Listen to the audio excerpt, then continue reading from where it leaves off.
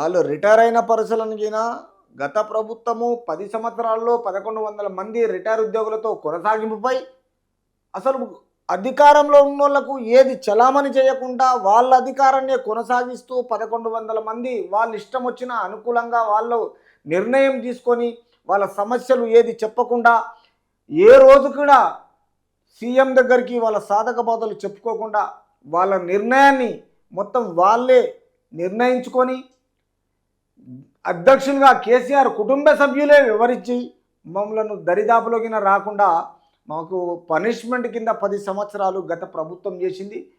కాబట్టి ఈ త్వరలో ఈ నిర్ణయం తీసుకుంటామని తెలిపారు. ఉద్యోగుల కొనసాగింపై త్వరలో నిర్ణయం గిన తీసుకోవడానికి తెలిపారు.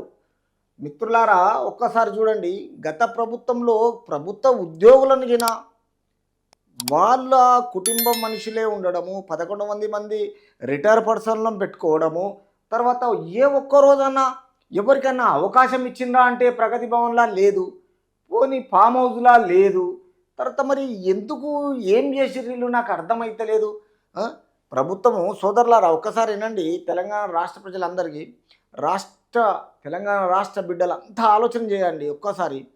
10 సంవత్సరాలు ఇంత అధోగతి చేసిన ఈ బీఆర్ఎస్ ప్రభుత్వము తిరిగి మళ్ళీ ఈరోజు మాట్లాడుతుందంటే వాళ్ళు చేసిన అవినీతిని పదే పదే మొత్తం ప్రజలు గుర్తించి ఈరోజు ఒక్కొక్కటి అన్నీ సోషల్ మీడియాలో బయట పెడుతుంది. ఈరోజు మల్లారెడ్డి ఆస్తులేంది, కేసీఆర్ వేంది, కేటీఆర్ వేంది, తర్వాత లిక్కర్ దేంది, తర్వాత కవిత గారిది, తర్వాత సంతోష్ గారిది టానిక్ అనే ఎక్సైజ్ డిపార్ట్మెంట్ దేంది, ఇక్కడ శ్రీనివాస్ గౌడ్ దేంది, అన్ని వీళ్ళ అరాచకాలన్నీ తెలంగాణ రాష్ట్ర ప్రజలు గుర్తించి మరి వీళ్ళకు తిరిగి ఇటువంటి అరాచకాలు చేసిన వాళ్లకు ఏం చేస్తారు అనేది చూడాలి. ఆఫ్టర్ ఎంపీ ఎలక్షన్లు అయిన తర్వాత గవర్నర్ను సంప్రదించి ప్రొఫెసర్ కోదండరామును శాసన మండలికి పంపుతామని ఆయన ఎమ్మెల్సీగా ఉంటే మండలికి గౌరవం అన్నారు.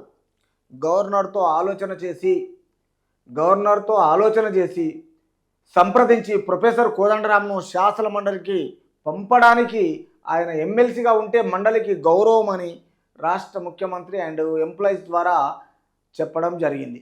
కాబట్టి ఈ విషయంలో ప్రభుత్వ పాఠశాలలు, కళాశాలలు ఉచిత విద్యుత్ సరఫరా బాధ్యత ప్రభుత్వానిదేనని, దీనిపై మంత్రివర్గ సమావేశంలో నిర్ణయం తీసుకుంటామని సీఎం తెలిపారు. ప్రభుత్వ పాఠశాలలు, కళాశాలలు ఉచిత విద్యుత్ తర్వాత సరఫరా బాధ్యత ప్రభుత్వానిదే, దీనిపై అన్ని మంత్రివర్గ సమావేశంలో నిర్ణయం తీసుకుంటామని తర్వాత సీఎం తెలిపారు.